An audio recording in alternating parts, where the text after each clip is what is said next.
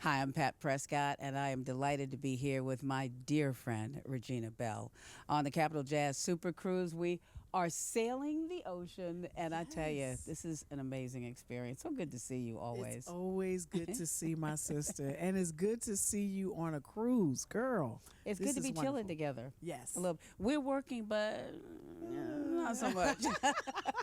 And that's one of the cool things. I know a lot of the people who come on these cruises get super excited and amped up about the experience, being traveling together with like-minded Yeah, people and yeah. getting a chance to see artists who have affected you your whole life. But for those Yes. of us who are working here, it's kind of cool for us too. Very cool for us.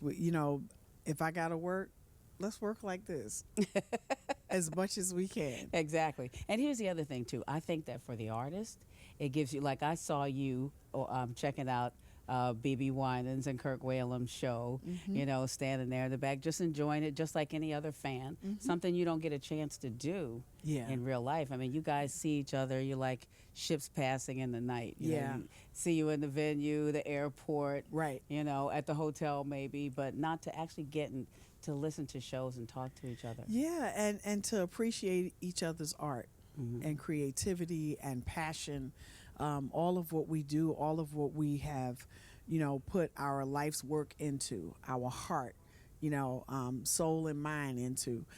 We get a chance to kind of sit back and observe that and appreciate that on another level. Yeah. And so that's the I think one of the greater things Hmm. about being on a cruise. And then the other part of it is, just to be able to interact with these fans, Yes. people who have followed you for your whole life, And the stories. and the stories they had. You were telling me a story just a minute ago about a woman with a crying baby. Yes, she had a crying baby, and I was in D.C., and I think I was doing a Tom Joyner family picnic, and her baby was crying, and I came out of my RV, and she thought when I came out that I was gonna kind of berate her or whatever, and I said, "Bring that baby here." And she brought the baby, and I said, "You want to come in the RV?" Because I thought it was just really too hot. That's why the baby was crying. And so she came in the RV, and the baby was laughing, and I told he was running around, and she tried to stop him. I was like, "No, he's fine. He's nothing in here is gonna break. We're good."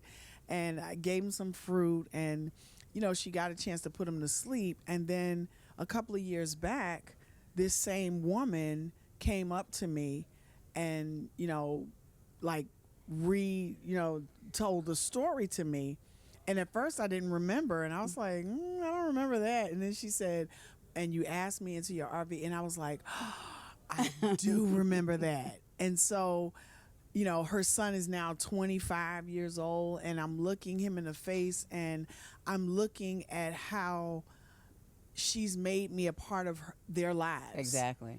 You know what I'm saying? And how you gave them a positive experience with you to share. And so this is the story this is her Regina Belle story. Thank God for a good day. It's a good one. Amen. But I do believe though that as an artist, that as a public figure, as somebody who's really, your success is so dependent on all of these fans. If they Yeah. didn't love you, you would not have a career. Absolutely. And so nobody's more Absolutely. important than them. And I know you feel that. Absolutely. My mom says it doesn't cost anything to be nice. So I try to do that. Even when, somebody's being a little bit irritating, I try to still, ward it off in a nice way, so that we can still be friends, so to speak, because at the end of the day, these are songs that people use for their life stories. That's right. They create memories with these songs, and so it means a different thing to them. The experience is different for them, and so I'm very appreciative of that, because when they come to the show, that's what they're coming to be a part of, that experience, that when they heard Baby Come to Me, or when they heard It Doesn't Hurt, or when they heard This I Is Love, could, or whatever, yeah. this is their experience that they're coming to feel again, to and so I want to I always want to be able to make that experience when they do meet me a good one. And I know at this point in your career that you're at a place right now where you're your career is still going strong, but you've got a great body of work behind you, and now you can look at that and see what the impact that is Yeah. on people. And I'm Yeah. sure you're also looking at your career legacy. I know a lot of us are at that place right 35 now. years, Pretty Pat. amazing. Can you believe it? What are you most proud of? Wow. You know what? It's real easy. I'm most proud of, I was someplace, I can't remember where I was, but a young lady came up to me and told me that she was thinking about taking her life. And she listened to one of my songs and she rethought it. She, Wow. and I was like, at that point, now the Grammy goes out the window, the Oscar nominations, all of that, the Oscar win, it goes out, all of that stuff goes out of the window, because now this is the essence of what our music is supposed to be about: changing people's lives, helping them to see something better, and hopefully encouraging them and inspiring them to be their best them. And so when she said that to me, I mean, it brought tears to my eyes to know that, and it's not necessarily me, but it's the spirit of what lives in that song, because I don't even know what I was thinking at the time. I don't know where my heart was at the time. I don't know what I was going through at the time, but at that particular time when I sang that song, whatever spirit that I was in at that moment, that is what spoke to her in the midst of her crisis. And so those are the things that make me feel like, yeah, I think I'll keep going a little while longer. Yeah, and as an artist too, you've got the potential to create art that will live long after you're gone. That this music will move people who aren't even born yet, Regina. And I pray that's so. gotta mean a lot. That means a whole lot. Listen. My husband is a former NBA player, John Sidney Belle III. I love you, baby. He's not here, but I love you. And we had this joke because I used to say to him, your knee's gonna give out way before my throat does. That came to be true, didn't it? So right. So you can play basketball for only so long. But, literally, if I can't jump up and down on the stage no more, I can sit down and sing me a song. Exactly. Or in the studio, which you have been doing some of. And I think that as an artist moves along in their career, especially somebody like you who is so diverse, who can do so many things.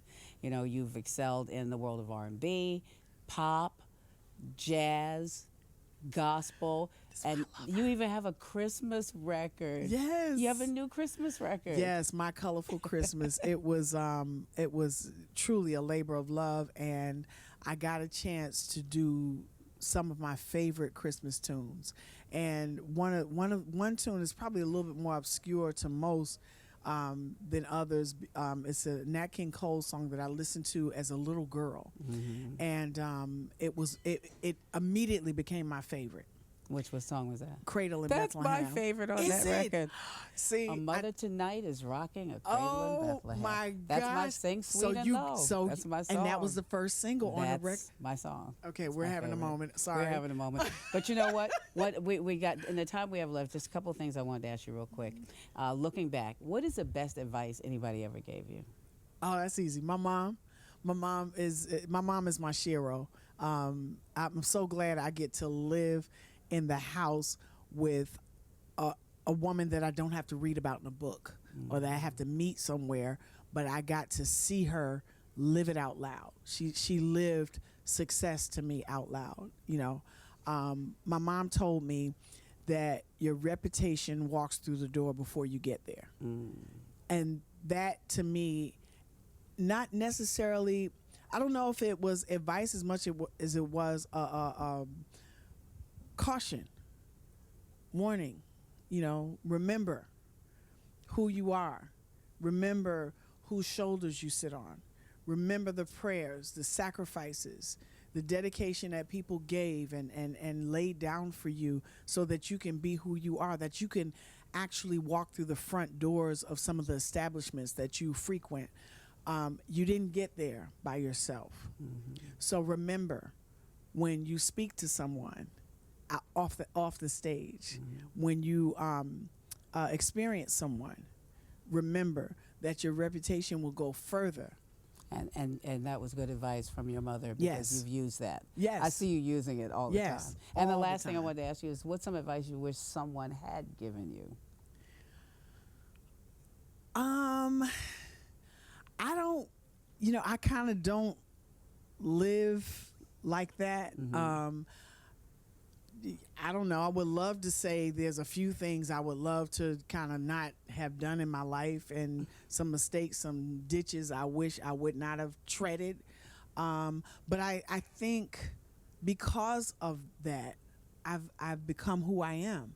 And so, if somebody gave me the advice and I heeded it, perhaps I would not have learned the lesson I needed to learn Yeah. to be who I am, that I might help somebody in my transparency to be better. So I kind of just live today, and tomorrow I ask for forgiveness for those things that I did wrong, and I keep it moving. Well, it's a blessing to us all that you have become who you are, Miss Regina Belle. Thank you. And it's a pleasure to spend some time with you here. It's always a pleasure to talk to you. We're having a great time. I don't know where you are. You need to join us next time. I'm Pat Prescott here with Regina Belle on the Capital Jazz SuperCruise. So good to see you. You too, my love.